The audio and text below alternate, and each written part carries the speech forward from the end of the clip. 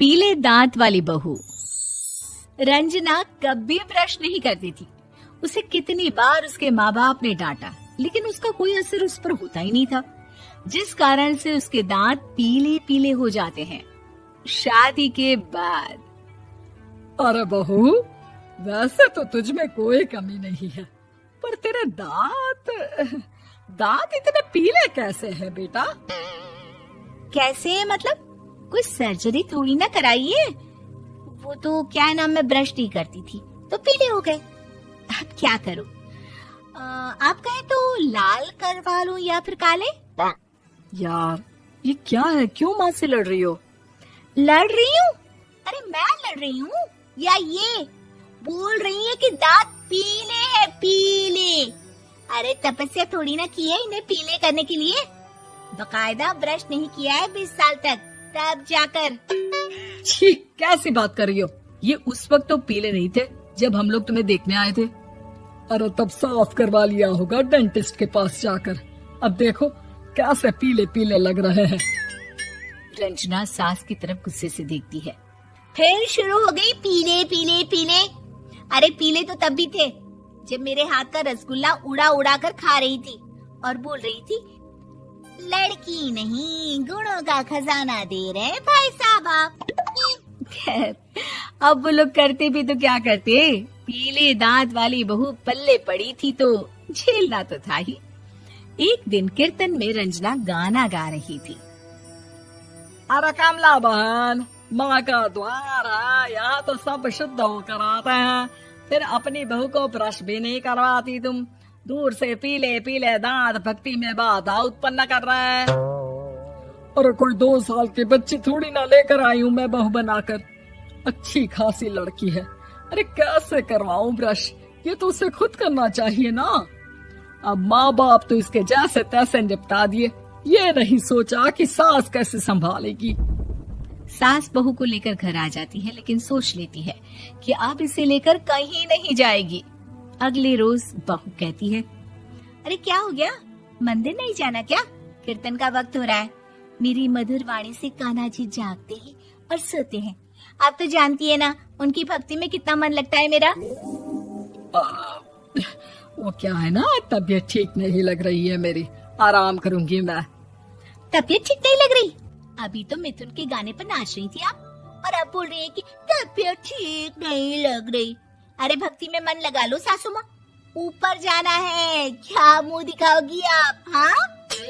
सास को बहू की बात पर गुस्सा आ जाता है।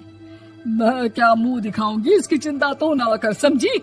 अपने मुंह की चिंता कर, जो ये पीले पीले दांत लेकर हर जगह पहुंच जाती है। पता है लोग कितना मजाक बनाते हैं। ना जी ना, मैं नहीं जाना कहीं तेरे साथ।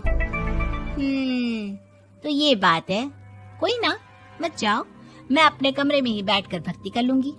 ऊपर वाला दांत थोड़ी ना देखता है, मन देखता है, भावना देखता है। और अरे बस बस, तू सब कुछ दिखा, बस ये सफेद चमकदार दांत ना दिखाना किसी को, है? जा यहाँ से। बहू को सास की बात का कोई फर्क नहीं पड़ता, वो तो जैसी थी वैसी ही रह जाती है। सुबह नहाकर किचन में खाना बनाना, फिर खाना खाना, कीर्तन भजन करना और सो जाना। एक दिन, माँ जी मैं सहेली के घर जा रही हूँ, शाम को लेट आऊंगी। हाँ हाँ तो जाना, मैंने कौन सा तेरी आरती करनी है घर पर बैठकर। रंजना सहेली के घर जाती है, जहाँ वो पार्टी में जाने की तैयारी कर रही होती है। अरे शिखा, कहाँ जाने की तैयारी कर रही है? मैं गलत वक्त पर आ गई क्या? अरे नहीं यार, उल्टा सही वक्त पर आई है।